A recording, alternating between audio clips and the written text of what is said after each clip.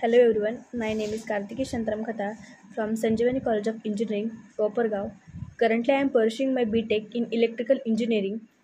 So we are a group of 4 members. Here we are discussing about PBL activity of Power Electronics subject under guidance of Dr. G. Vijayakumar sir. They are discussing about Matlab simulation of buck converter. Let's start the topic. Introduction. So first is the what is the buck converter? A buck converter is a DC to DC power converter that reduces the input voltage to a lower output voltage, making it a step-down converter. Unlike resistive method of a voltage reduction, buck converters are efficient because they use switching techniques to control the energy transfer with minimal loss. So next is the application. Buck converters are widely used in application that required a stable and efficient power supply. These include, so first is portable device like smartphone, laptop and tab, which require lower operating voltage for internal components. Second is automotive system, where subsystems such as infotainment sensors and communications systems need lower voltage derived from the car's 12 volt to 24 volt power supply. So third one is renewable energy system such as solar panel, where output voltage need to be stepped down to charge batteries or power connected device. So next one is components. The primary component of a buck converter are high side switch MOSFET. This switch regulates the flow of current from the input to the inductor. So when it's turned on, MOSFET are often used to do their high efficiency, so fast switching speed and low on state resistance.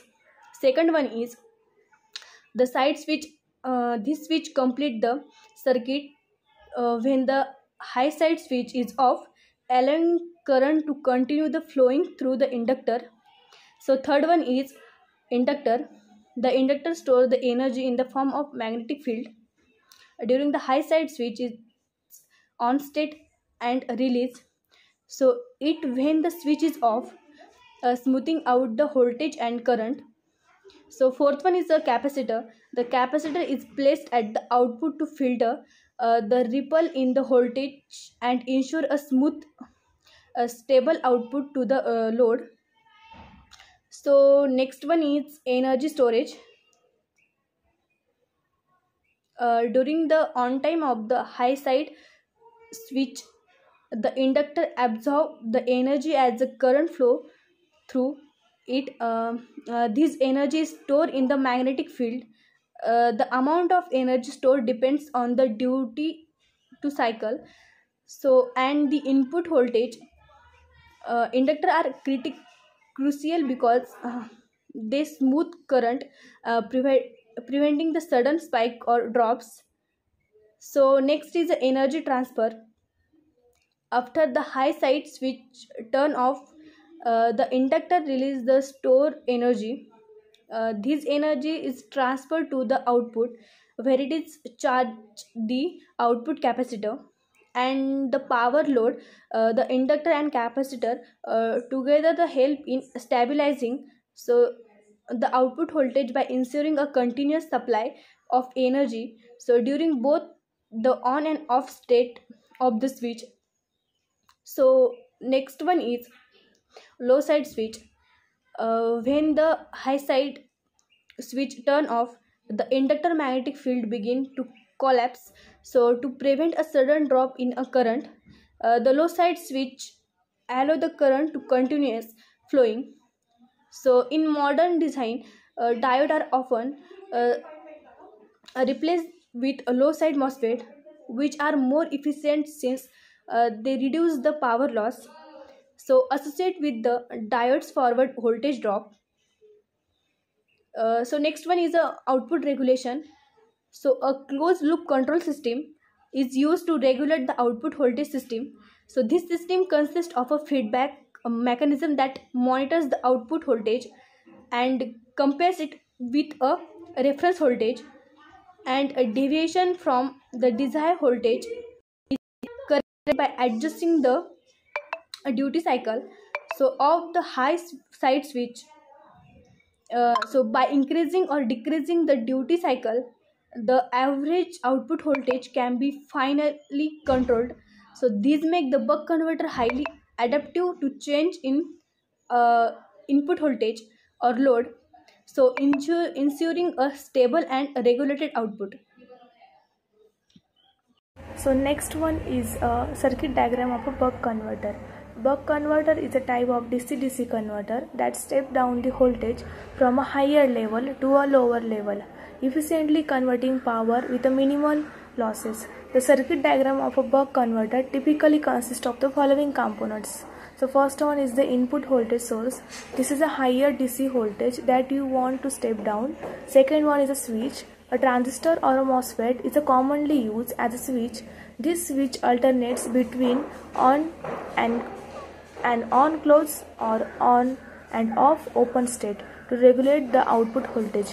When the switch is on, current flows from the input to the output, and when off, the current flow is interrupted. Third one is the diode. Diode is a flyback diode, is placed parallel to the inductor.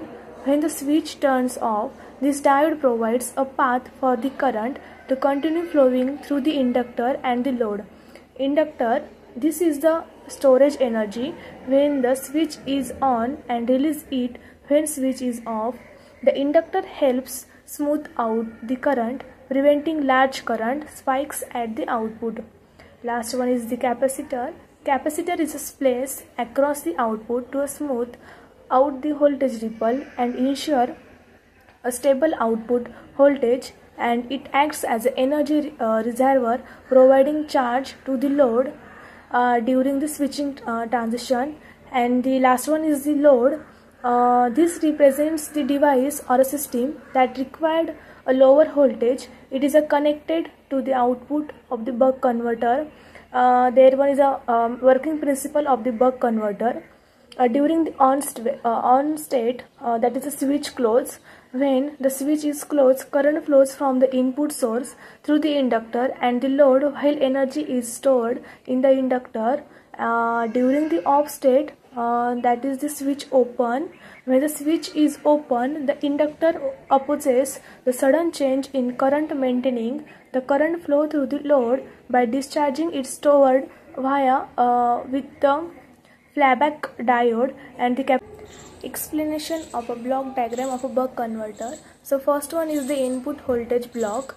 This block represents the DC voltage source which supplies the higher input voltage that needs to be stepped down. It can be battery, solar panel, or any other device power source. Second one is the control block. This control often PWM, that is a pulse width modulation controller, generates a control signal for the switch, typically a MOSFET or a transistor. It adjusts the duty cycle to regulate the output voltage according to the load requirement. The third one is the switching element block. This block represents the switch, that is a MOSFET or a transistor that alternates between on and off state based on PWM control design from a controller. This switch controls the flow of current to the conductor. Fourth one is the inductor block. The inductor plays a crucial role in storing energy when the switch is on, the releasing energy when the switch is off. It helps smooth the current supplied to the load and limits the rate current change. Fifth one is the diode block. The diode provides a current path when the switch is turned off. This prevents the current from abruptly stopping, allowing the current to discharge its stored the energy into the load. So 7 number is the load block. The load block represents the device or a system that requires a step down voltage. So next one is the flow of operation. The first one is input voltage is supplied to the switch controlled by the PWM controller. Second one is the switch alternates between on and off state based on the PWM signal. Third one is when the switch is on, current flows through the inductor and stored energy while supplying power to the load.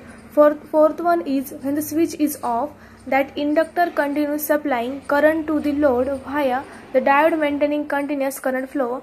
Fifth one is the output capacitor smooth the output voltage and reduces ripples. Sixth one is the ripple. This feedback loop continuously monitors the output voltage and adjusts the switch duty cycle to maintain a stable output voltage.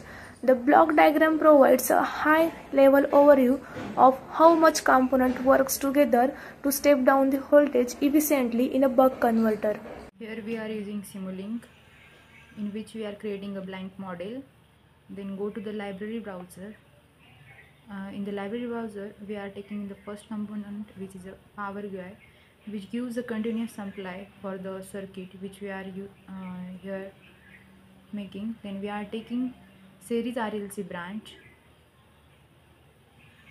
The next component that we are taking is a DC voltage source.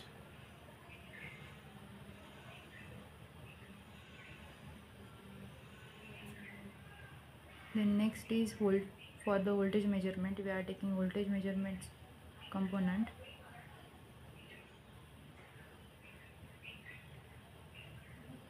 Then for the current measurement, we are taking this component.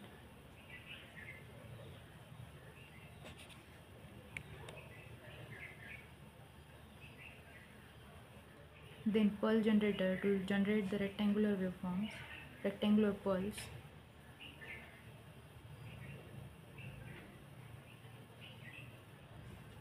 Then we are taking MOSFET as a switch to turn it on and off.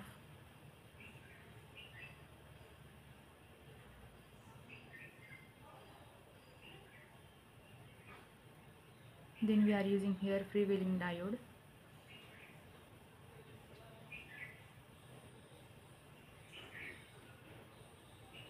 Then we are using go to and from to pass a signal. Here we are using scope for the waveforms and display for displaying output. Here are the elements which are comes in the blank model which we have created. Let's separated them out. Here is the DC voltage source.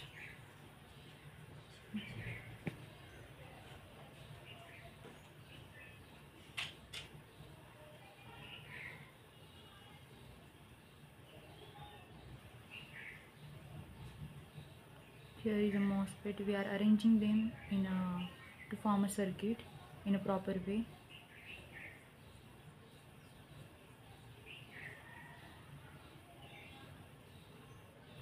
Here we required a 3 series RLC branch from which we are forming inductor, capacitor and resistor differently.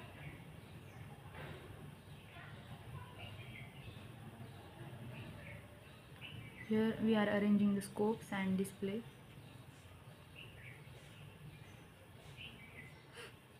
So we have to take go to in the direction of voltage measurement source, voltage measurement, to connect it with.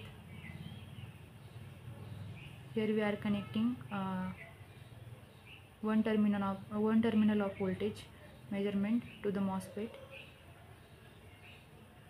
and another terminal is connected to the freewheeling diode, and DC source.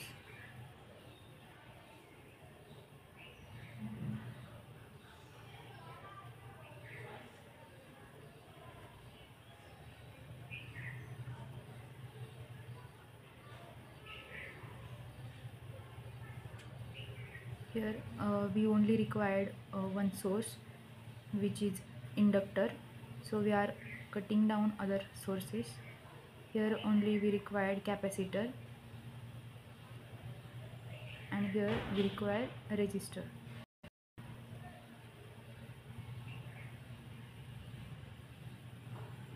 So we have to format them, we have to rotate them, rotate clockwise. with the help of which we are making the connections.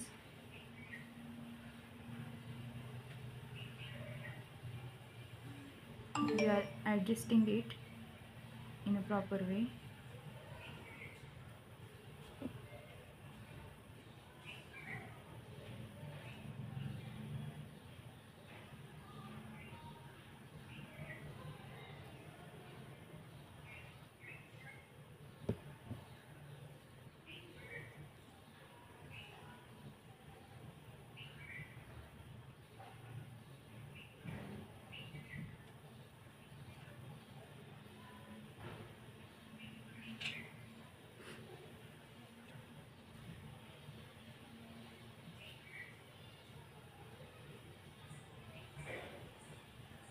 Here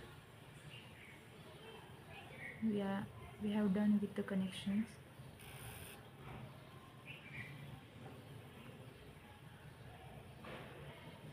So here in the scope we are adding, here we are using scope where we are adding three forms. Here we are using three forms which are mainly A, B and C, and we are connecting these forms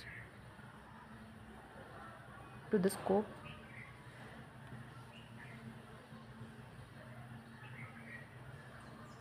So here we have attached one display and one scope.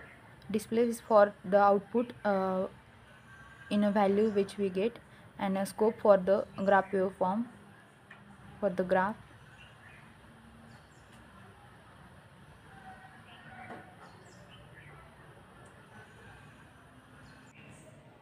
Here we put the pulse generator values in the parameter. Amplitude is 1. Period in seconds are 1 by 4 seconds. And pulse width is 0.375 into 100. Phase delay is 0. Then apply. Here we use 2 voltage source and 1 current source. Let's put the value of inductance here. The inductance values is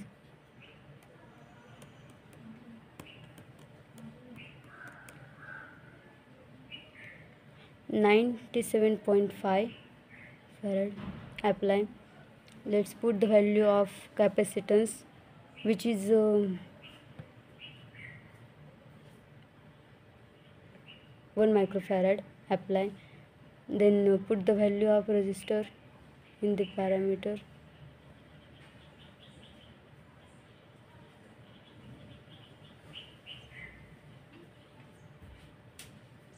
The resistor is 10 ohm.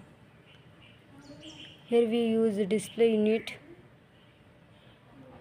to display our waveform and scope for our final waveform. Then go to the file, check the bar. We choose here 3 blocks for 3 different waveforms. Then also go to the file and take a number of input ports. We click on 3 ports because we need the 3 ports. Then run our simulation. Here we can see in our display unit values are displayed. In scope our waveform is also generated.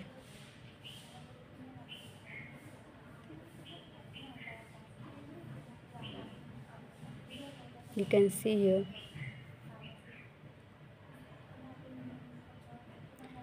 Then open the diode. In the diode parameter we put the values of diode. Forward voltage is, we put the forward voltage here 0. Apply.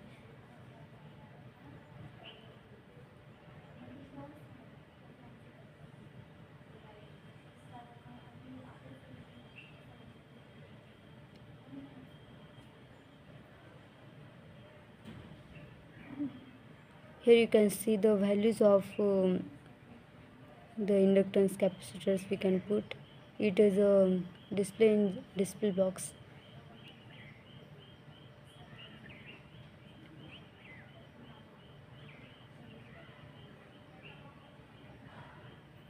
Then again go to the diode. Forward, we put the forward voltage here, VF, which is 0.8. Apply, OK. Then run our simulation. New values are generated in this display box.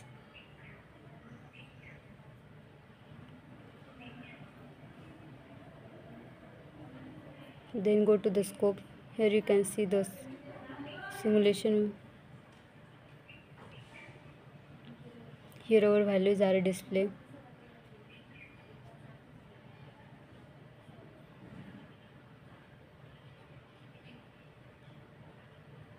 In capacitor, we can check all the values. All the values are right. Then run. Here our simulation is run.